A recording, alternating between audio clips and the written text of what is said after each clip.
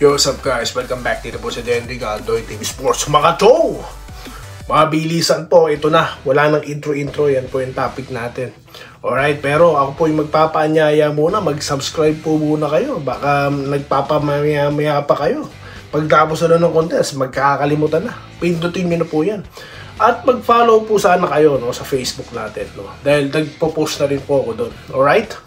Okay, so ang topic po natin, pa-shoutout pa pala, Okay, kaya nagmamadali ako eh. May sasagutin ako doon.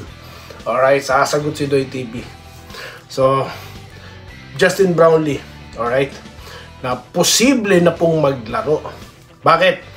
Nagkita na po sila ng mga taga Meralco. So, doon pa lang, nakitang-kita na yung intention niya po talaga, na maglaro. Okay, dapat naman talaga maglalaro siya eh. Hindi naman po kasi na-i-schedule ang sakit. Okay? So, ngayon, nahanapin ko yung dalawang nag-collab. Ano na?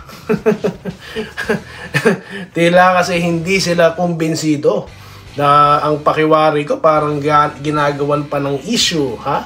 Yung hindi paglalaro ni Justin. O ano na? Mukhang tahimik kayo, ah.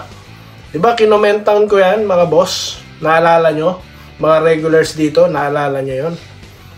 Di na nakontento. Di na nagkatotoo yung Bearfield na Rookie of the Year daw. Ano sabi ni Doy TV? Hindi, Abarrientos yan.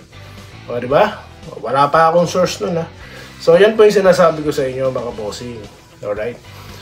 Pipiliin nyo yung mga vlogger na panonoorin nyo. Okay?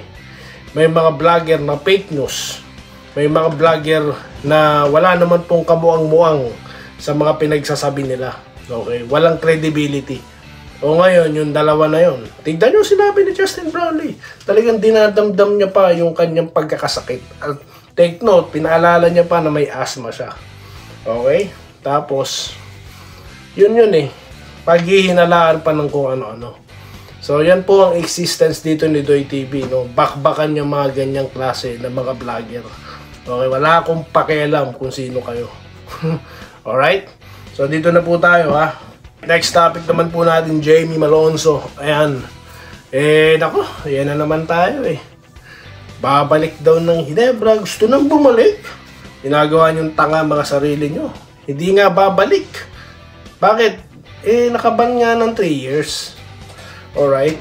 Although, ang gusto nga po ni coach team ko ng performance niya ngayon. Talaga daw po motivated, Dumadank, At pumapasok na yung mga 3-point shots niya.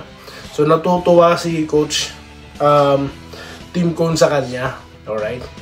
Pero yung pag-usapan po nating babalik, huwag muna ngayon. Matagal pa yan. 3 years pa po pinag-uusapan natin.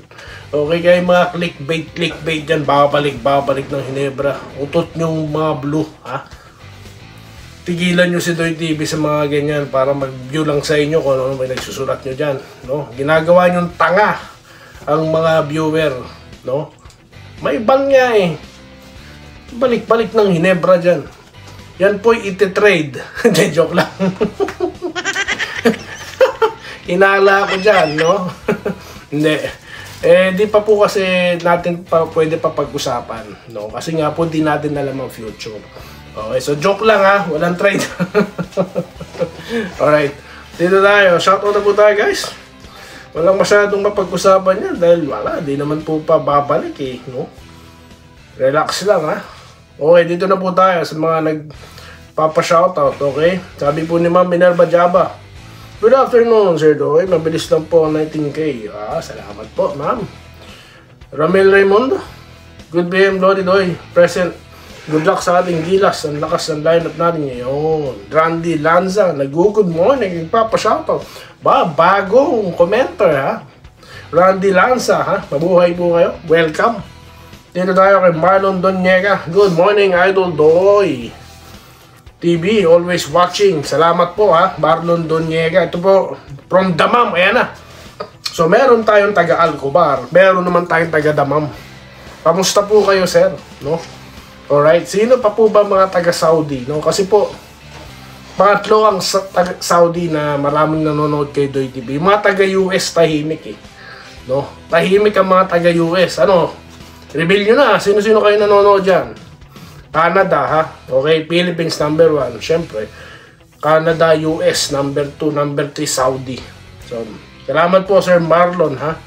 Mabuhay po kayo dyan sa Damam. May kilala po ako dyan sa Damam. Ha? Dito po tayo kay Ramil Malaka. Shoutout po from Nueva Ecija. Ayan, mga taga Nueva Ecija. Mabuhay po kayo, ha. Minerva Java, si Ma'am ulit. Robert Kayabyab, nag-good afternoon. Okay, salamat po sir. Ito po sabi ni Sir Glenn Bonifacio, totoo ka Brother Doy, ayaw ng Ginebra ng ma-attitude na player na maging dahilan bakit nawala si Sistan sa Ginebra. Watching you again bro, stay safe. Salamat po sir. Sir, keep singing ha. Napanood ko yung mga ano niya, yung mga cover niyo, gaganda. Panoorin niyo si sir. No? Ganda ng boses. Andresito Alantason. Good evening kabayan Doy. Idol ng katotohanan laban sa mga manluloko. Wish ko idol si pa dyan. Ako rin po, wish ko po kayo happy ka. Wenceslao Hapon. Naku, magagalit na naman ng mga bosses kung makuha si Philips, no? Naku po, kung totoo yung tumahimik ka muna, baka ano, baka si Fenner na lang. Alright, dito po tayo ha. Kay Enrique Rivero, good day Idol Doy TV, good luck sa Gilas versus Guam. Yes, pag-usapan natin yan sa next content. Okay, may sinabi itong si ano, pare natin, si CJ Perez, alright. Carlito Bolima, good day Idol Doy TV, always watching Gilas.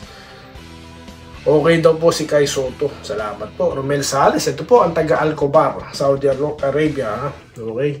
Kailan laro ulit ng NST? Pag-usapan po yun natin yan sa next content, sir. No, sasagutin po ni Doy TV yan. Okay. Joel Lubentino. Magandang gabi, Idol. Doy, sana makasama si Abando. Oo nga po. No? Sana sa next Gilas. No? Mahasel yan eh. Di ba nagpakita na yan? Diba, nung coach pa nun si idol din natin, si Chat Reyes. Idol, bakit po di kasama si Holt? Ato, nasagot ko na to, no? Sabi po ni more power daw po. Sabi ni Romulo Macaraig, salamat po. Ma'am Meryl Brioso, good day Idol, tigilan na yung mga big man na yan. Antayin natin 2027 po. Super tropa na po. Hindi, joke lang. Okay. Okay, dito tayo kay Herminio Alitagtag, no? Okay ka talaga. Salamat po, sir. Mabuhay po kayo, ha? Sir Archie, salamat po. Okay. Dito po tayo kay Sir Glenn Bonifacio ulit. I don't think that would happen about Jamie Malonzo. PBA implemented 3-year ban. Tama ka, brother. Di babaliin ng PBA yan kasi nangyari yan. Malaking, yun. Tama po kayo dyan, sir. Roderick Rodriguez, Bosdoy. Malamang si Mike Phillips ang makukuha ng Ginebra. Relaxer, ha. Ito, Brigido Castillo. Kaya wala si Holt sa Gilas kasi di siya eligible to play. Kahit pa fill up siya. Ito yung hagop rule na before the age of 16, dapat makakuha ka ng PH passport. Kasama ang palad, di siya nakakuha. Yun lang. Yun. So, yan na po. Nasagot na. Alright? Pero nasagot ko na rin yung tanong. Salamat po, sir, ha? Mabuhay kayo. Brigido Castillo. Ito po si Xuan Juan Moto Tao. Ito po, ang sabi niya, pwede po ba bawasan nyo na pagtatawa nyo? Para kasing baliw eh. Nagre-report ka tapos tatawa ka na lang. Eh, di naman nakakatawa sinasabi mo. Eh, anong pakialam mo? Okay, bali, ganito ko po sasagutin yan. Simpleng-simple lang. Kung kayo ay hindi natatawa, eh huwag kayong tumawa. Kung di kayo na-entertain, naaaliw sa pinapanood nyo, aba, ba't pa kayo nanonood? Pwede na kayong umalis. Ganun kasimple. Alright? Kasi po, si Doy TV, simula last year, I have 1,000 subscribers that time. Tawa lang ng tawa si Doy TV. Aba, naging 18,000. Ganun po kalupit. Bakit? Eh, sandamukan na haters ang pumapasok dito. Nagbabanta yung iba ng aasar. Eh, nainsulto na ata, nagsialisan. At yan din ang comment, yung tawa ko, no? Talagang sila po'y apektado, ha, sa pagtawa ni Doy TV. Kaya ba't ko aalisin, di ba? Okay? Ganun pa man, salamat pa rin sa iyong komento. Alright? So maraming salamat po sa inyong pakikibahagi. Dito lamang po sa hindi mapipigil na pagtawa ni Doy TV. So maraming salamat po sa inyo lahat at magkikita-kita po tayo sa susunod at marami pa pong tawanan dito lamang sa Denriga Doy TV Sports. Muli, maraming salamat sa inyong panonood. Salamat po sa panonood. Subscribe na para sa mga susunod na basketball at boxing videos.